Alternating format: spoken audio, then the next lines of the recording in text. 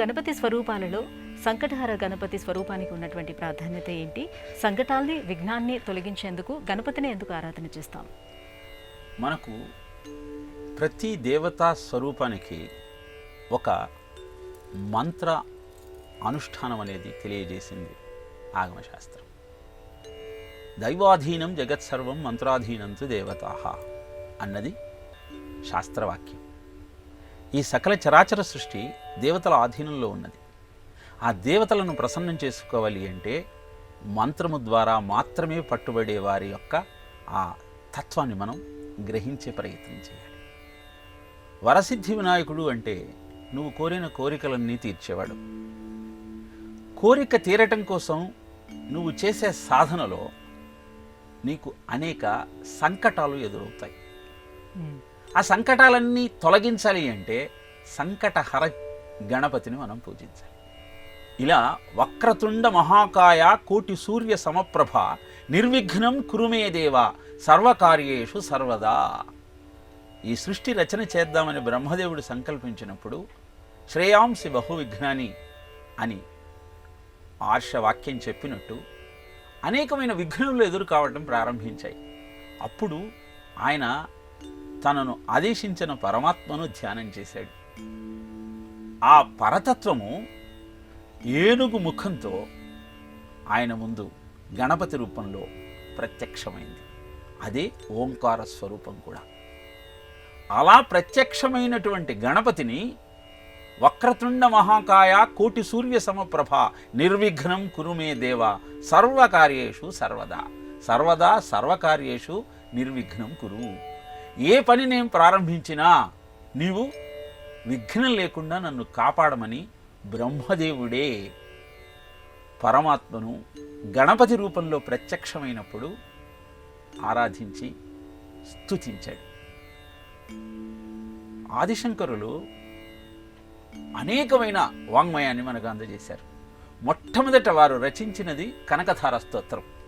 5 ఏళ్ల బ్రహ్మచారిగా బ్రాహ్మణ దంపతుల ఇంటికి భిక్షకు వెళ్ళినప్పుడు ఇంట్లో ఏమీ లేకపోతే ఎండిన ఉసిరికాయ భిక్షగా ఇచ్చింది ఆ తల్లి. వారి దరిద్రాన్ని గమనించి చాలా బాధపడి వందే వందారు మందారం ఇందిరానంద కందలం అమందానంద సందోహ మధురం సింధురాననం అంటూ గణపతిని ప్రార్థించి అనంతరం కనకధార స్తోత్రం అంగం హరి పులకభూషణమాశ్రయంతి భృంగాంగనేవ ముకులాభరణం తమాలం అంగీకృతాఖిల విభూతిరపాంగలీలా మాంగళ్యదాస్తు మమ మంగళ దేవతాయా అంటూ ఆ తల్లిని ప్రార్థించి 1 గంట 48 నిమిషాల సేపు ఆగకుండా బంగారు ఉసిరికాయల వర్షాన్ని కురిపించాడు.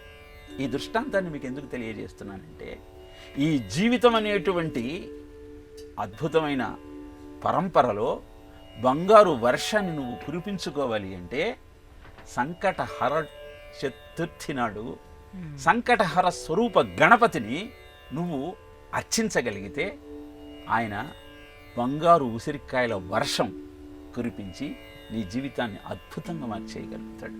అందుకే సంకటహర చతుర్థి బహుళపక్షంలో వస్తుంది.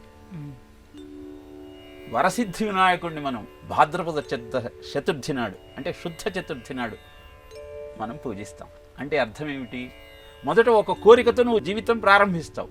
అది మొదలు పెట్టిన తర్వాత అనేకమైనటువంటి సమస్యలు వస్తే అప్పుడు కూడా గణపతినే ఆరాధిస్తావు ఆ సంకటాలను దూరం చేయటానికి.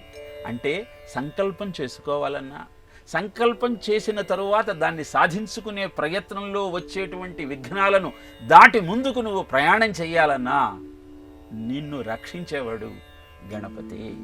ఒక్కొక్క రూపంలో 33 అవతారాల గణపతి తత్వాలు ఉన్నాయి. శక్తి గణపతి, బాల గణపతి, తరుణ గణపతి, రుణ విమోచన గణపతి, ఇలా ఇన్ని రకాలైన గణపతి రూపాలు ఎందుకు చెప్పారు అంటే ఒక్కొక్కడికి ఒక్కొక్క సమస్య. ఒకడికి అప్పులు ఉండవచ్చు, ఒకడికి శక్తి కావలసి రావచ్చు.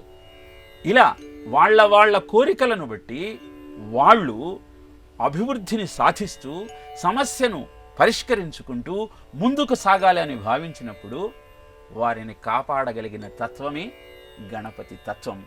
సంకటహర గణపతి కూడా అలా నిన్ను కంటికి రెప్పలా కాపాడి నీ కోరికలన్నీ తీర్చి వచ్చే కష్టాలను బాపి నిన్ను ముందుకు నడిపించే అద్భుతమైన దేవతా స్వరూపం. శివుడు కూడా ఏదైనా పనిచేసేటప్పుడు గణపతినే ఆరాధిస్తట. ఎందుకు అంటే ఆయన రూపంలోనే అద్భుతమైనటువంటి కార్యసాధన శక్తి దాగి ఉన్నది. చెవులు పెద్దగా ఉంటాయి, నోటి మీద ఎప్పుడు చెయ్యి పెట్టుకొని, కరము అంటే చెయ్యి, తొండము అని 2 అర్థాలు ఉన్నాయి. ఇది ఒక్కటి మనం పాటిస్తే చాలు. ఎక్కువగా విను, తక్కువగా మాట్లాడు. ఆయన కళ్ళకు చిన్ని ఎలుక కూడా ఏనుగంత అనిపిస్తుంది. అవి కుంభాకార కటకాలు. అలా ప్రతివాడిలో నీ రూపాన్ని నువ్వు చూడగలిగితే, చిన్న సూదిని తీయగలిగిన, పెద్ద చెట్టుని తీయగలిగిన, ఒకే రకమైనటువంటి ఆలోచన దృక్పథం నీదైనప్పుడు, ఆశ అనేటువంటి ఎలుక మీద నువ్వు అధిరోహించి జీవితాన్ని ముందుకు గడిపగలిగినప్పుడు నువ్వు సాధించలేనిది ఏదీ లేదు. ఏ కష్టము నిన్ను ఏ విధమైనటువంటి కష్టానికి గురి చేయలేదు. ఈ విషయాన్ని తెలుసుకుంటూ సంకటహర చతుర్థి నాడు ఆ స్వామిని ఆరాధిస్తూ జీవితాన్ని ఆనందంగా గడిపారు.